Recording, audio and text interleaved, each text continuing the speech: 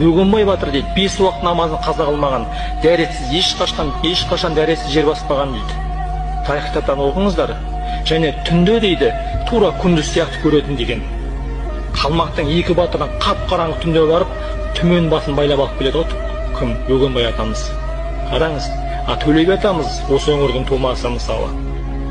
Төле би атамыз қазақтың бас биі, 8 жасында қари болған. Кім біледі оны?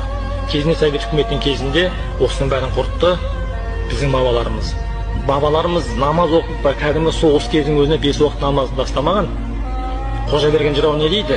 Намаз оқып жатқанда жаулар қырар дейді. Атылған дәу мылтықтан доп киіп ұрар. Мінәжат қып жайымызда отырғанда ит қалмақ ұстап алып тұтқын қылар дейді.